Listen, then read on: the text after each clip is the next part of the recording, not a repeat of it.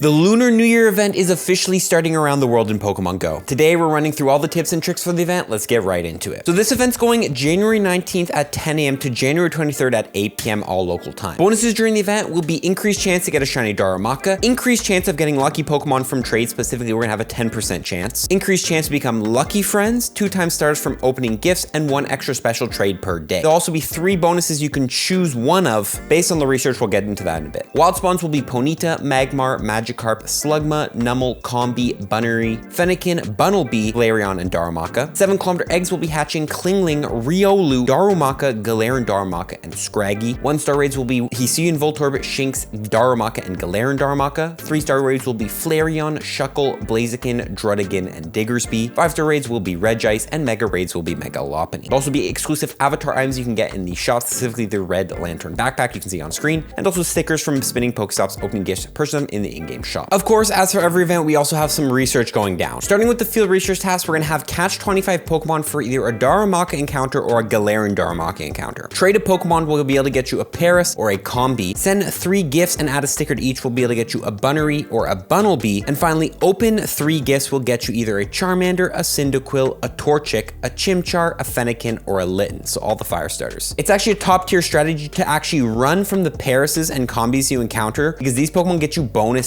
Stardust. You can then throw these Pokemon in your stack task in which you can catch them during 2 times or 3 times catch Stardust events. So run from those Pokemon encounters if you get them from field research to grind Stardust in the future. Now, like I mentioned before, there's also some exclusive timed research during this event. It's gonna be another one of those dividing path lines, and each path line will get you something different. Now, the first page is gonna be the same for everybody. It's gonna be catch 5 Pokemon, spin 3 stops, and power up 5 times and get these rewards. Then you'll have the option between the hatching eggs, the daily adventure instance, and the collecting Stardust path. The hatching eggs path will be on screen. It's gonna give you an incubator, and the task will be more focused around hatching eggs. If you choose this path, you will also get half egg incubator distance for the rest of the event. So if you're trying to hatch that shiny Riolu, this will be the path for you. If you go with the daily adventure instance, these will be the tasks on screen. Again, they're gonna be more focused on using daily adventure incense and catching Pokemon. But if you do choose this path, you're gonna get 30-minute daily adventure incense for the rest of the event. So if you're trying to get one of those Galarian birds or just want more time with your daily adventure instance, this is the path you'll want to choose. Finally, you'll have the choice of the collecting Stardust path. You can check out all the tasks on screen. Again, tasks more focused around getting Stardust and also a reward as a star piece. If you choose this path, you will get 2 times catch Stardust for the remainder of the event. If you might ask which path is the best to take, honestly, they're all good. It really depends on your goals. If you're trying to get a Galarian bird, go with the adventure incense. If you just care about Stardust, because Stardust is very important, go with the Stardust path. And then finally, if you want to hatch that shiny Riolu or really want your luck on eggs, go with the incubator path. I'm not even sure what I'll be going with. It's going to be kind of like a last minute spur of the moment decision, but let me know in the comments what path you'll be going with. With all the event details out of the way, let's get right into the tips, starting with what are the best wild spawns, the one you should be really catching during this event. First of all, we're gonna have Magikarp. Magikarp evolves into Gyarados, in which Gyarados is not a bad Master League Pokemon. It does have the Mega Gyarados you wanna make sure you have a good IV for, as well as not a bad water type raid attacker. We then have Slugma, which evolves into Magcargo. Magcargo is not gonna be bad for some limited cups, like the Love Cup, which should come back actually in Valentine's Day. We then have Numel, which evolves into Camerupt. Camerupt does have a Mega form in the future you wanna make sure you're ready for. Numel also could potentially be a Ditto in the wild, so if you're looking for Ditto, make sure you catch those Numels. We then have Combi. Combi gets you 750 Stardust every time you catch it, so if you're in need of extra Stardust, make sure you catch those Combis because catching 1 Combi is like catching 7 regular Pokemon. We also have Bunnery. Bunnery evolves into Lopunny, in which Lopunny does have a Mega, which is actually going to be in Mega Raids, so you can get good IVs in the wild and also through the Mega Raids, so make sure you get a 100% IV for that thing if you can. I still don't have one. I'm still looking for that. We have Bunnelby, which evolves into Diggersby. Diggersby is not a bad Great League Pokemon, however, you do need XL candies to run that Pokemon. Finally, we have Darumaka, which evolves into Darmanitan. Darmanitan is not a bad fire type raid attacker, as well as it's a great chance to grind Darumaka candies and XL candies to put into Galarian Darmanitan, in which Galarian Darmanitan is one of the best ice type raid attackers in the game, and also the Zen mode of Galarian Darmanitan will be the #1 ice type raid attacker in the game when that does drop. With the spawns out of the way, let's take a quick look at the raids. In the 1-star raids, the only thing we haven't really looked at is going to be Shinx, which evolves into Luxray, in which Luxray is not a bad Great League Pokemon. Specifically, it's better in the shadow form, but it's not terrible. Also, the Darumaka's in there, which we talked about. In the 3-star raids, we're going to be looking at Blaziken. Blaziken is in 3-star raids, which of course does have Mega Blaziken in the game right now. If you need 100% IV Blaziken, make sure you grab it then. And also Blaziken is not a bad Ultra League Pokemon. I have had success with it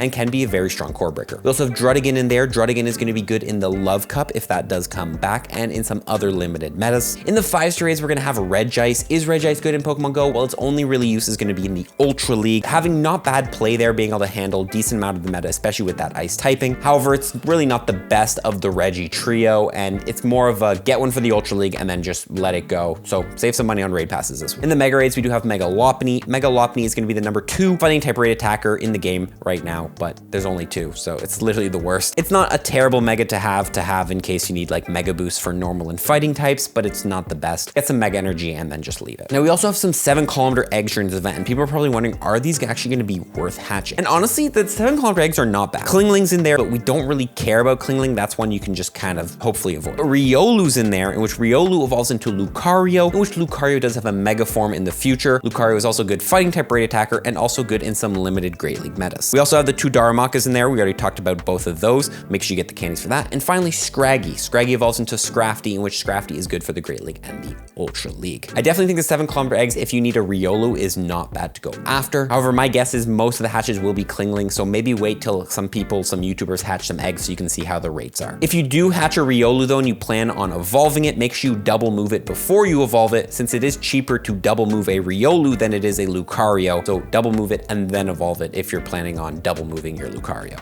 Let's get into my favorite part, and that's going to be candy tips for this event. How do you grind a lot of candy? Of course, pineapple berries, regular pineapple berries will multiply your catch candy by 2 and silvers by 2.33. Make sure you use pineapple berries on any of those rare spawns like Darumaka during this event. You can also Mega Evolve a Pokemon during this event. Most of the spawns during this event seem to be fire type based. So definitely Mega Evolving a fire type, I'll put all of them on screen, are going to be the ones you want to Mega Evolve. By the way, the reason you want to Mega Evolve is you get more candy, XL candy, and XP for catching Pokemon that share a type with a Mega you have Mega Evolve. Another option though is if you want more candies for like Regice, you could Mega Evolve a Ice type Mega. I'll put them Ice types you could Mega Evolve on screen, but let me know in the comment section below what you're going to be Mega Evolving, since there's nothing too crazy to get a lot of candies for except like the Darumakas during this event. Finally, you can transfer Pokemon on January 31st, which is next week. Between 6 and 7 p.m. is going to be Blitzel's Spotlight Hour with 2 times transfer candy. Save a lot of Pokemon that you want extra candy for that you caught during this event and transfer them then. And that brings us on to trading. Now, trading normally is included in the candy tip section, but trading is one of the biggest features of this event, so I want to include it in its own section. Number 1, make sure you trade every single day during this event because we're getting an increased chance of getting lucky Pokemon. Lucky Pokemon have an IV floor of 12, 12, 12, meaning you have a 1 in 64 chance of getting a hundo, and also they're half the amount of stars to power up, so it's definitely worth getting luckies. Hopefully, from the past event, the Twinkling Fantasy event, you've saved some Dinos, some Bagons, some Goomies, some Dratinis, any sort of rare Pokemon to trade during this event. You have a 10% chance every time you trade that one of those Pokemon goes lucky, which gives you a pretty high chance of getting a hundo Bagon, a hundo Dratini, whatever. Definitely max out your trades every single day. You have 5 days of event, which means you can do a total of 500 trades. And if all follow suit, I believe that's 50 luckies on average from trades, which is actually a lot of luckies, and you're probably gonna get 1 hundo at the very least from 5 days of trade. You could not, you could get unlucky, but still. Also, make sure you interact every day because there's an increased chance of you hitting lucky friends. Not sure what the rates are, but you need to be best friends with a trainer. If you interact every single day, there's a chance to become lucky friends, which means the next trade you do is a guaranteed lucky trade. This is great because then you can hit lucky friends to a lot of trainers and do special trades, trade away shinies to try to get potential Schlundos. You get 2 special trades a day as well, which is amazing. So if you already have some lucky friends, make sure you line up those lucky trades to try to potentially get some Schlundos. Let me know in the comment section below what Schlundo you're hunting right now. I'm really looking for that Schlundo Ralts. Schlundo, what a nice word. Schlundo, really just rolls off the tongue. Finally, that brings us to the last section, which is gonna be our platinum medal tips for this event. You need 35 platinum medals, go from level 48 to 49 in Pokemon Go. Which ones should we be looking for during this event? Let's go through it. First of all, the Kinder medal, catch 2,500 fire types. A lot of fire types spawning during this event, the Darumaka, the Ponyta, the Fennekin, etc. Make sure you catch them, you can complete this medal. And also if there's any other medals like you haven't completed, like I don't know, the normal medal, we do have like Bunnery spawning in the wild, so you can go ahead and complete that. So complete your type medals for any types that you have. Other than that, the only really other medal is the Rising Star, defeat 150 species of Pokemon in raids. Take a look at the raid roster for this event. If there's any Pokemon in here that you haven't raided at least once, make sure you do a raid for it so you can get a point towards the Rising Star medal and complete this medal. That's gonna be about it though, guys, for the video. If it helped you, let me know in the comment section below. If there's any other tips I'm missing, let me know in the comment section below, and we're gonna see you guys all in the next video. Good luck during this Lunar New Year event. Wishing you guys a lot of lucky trade luck. Hopefully you guys get some luckies and maybe some schluckies, some Schlundos. I don't know how to say it. We'll see you guys in the next one. Forward tips. Peace.